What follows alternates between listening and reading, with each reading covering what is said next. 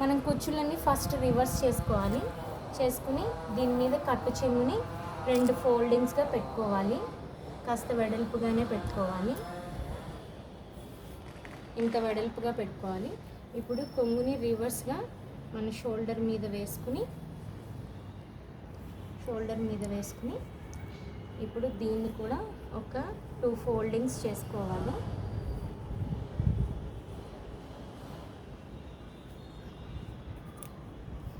అయితే మన chest line అంత లెంత్ తీసుకుని అంత లెంత్ పైకి జరుపుకుని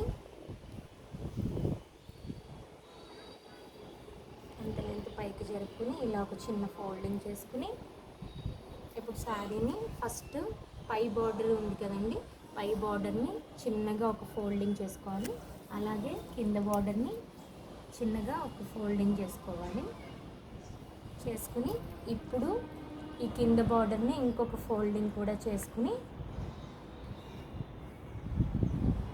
ఇప్పుడు ఈ రివర్స్ వేసిన కొంగుని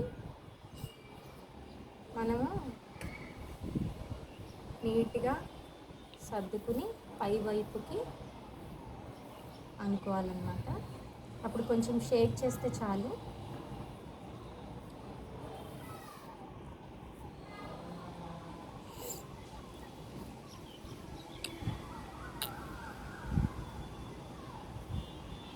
చూస్తున్నారు కదా, నీట్గా వచ్చింది. ఇప్పుడు మనం కొంగుని నీట్గా ప్లీట్స్ అన్నీ నీట్గా సెట్ చేసుకుని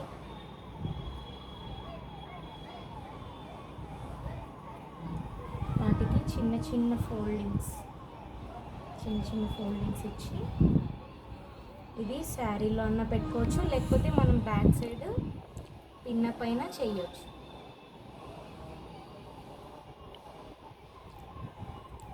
నేను ఈ శారీలో పెట్టేసుకున్నాను.